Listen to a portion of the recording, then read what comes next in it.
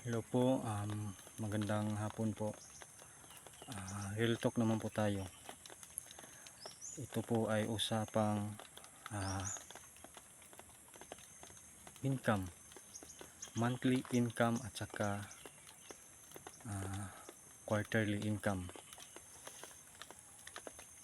Monthly income tulad ng mga nagtatrabaho sa kumpanya. Sila po ay may sahuran na 15 at saka 30. Sa atin naman pong mga magsasaka, tulad niyan sa likuran ko yung niyog po, pwede tayong maka harvest ng quarterly po, January, February, March. Yan po ang first quarter po. Kaya po nasabi kong sa pang real talk ano ang mas magaan po sa ating paghahanap buhay, niyog versus ito po, palay. Yan.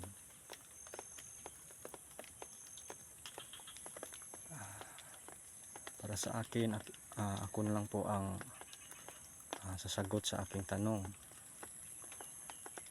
Medyo magaan po yung niyog kasi hindi na tayo naririsgo, hindi na tayo palagi o araw-araw nag-spray,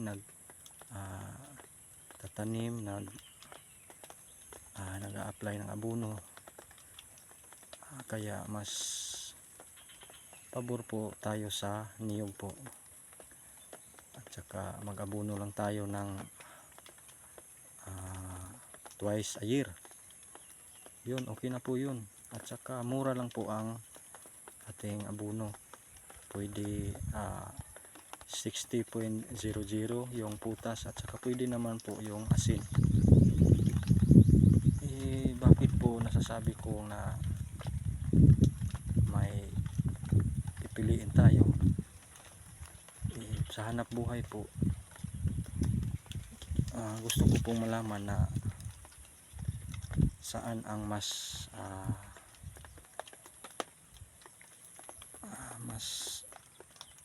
medyo komportable po sa pamumuhay, yung may niyog po, yung mga tulad nito sa likuran ko. At saka okay naman po yung hindi naman po sa yung palay, basta meron lang po tayong tulad ng turtle at saka mga ipipo, at saka may karabaw. At yun lang po ang masasabi ko, no. Sana ay maintindihan din ninyo ang paghahanap buhay ng mga buhay magsasaka po. Salamat at happy viewing. Peace po.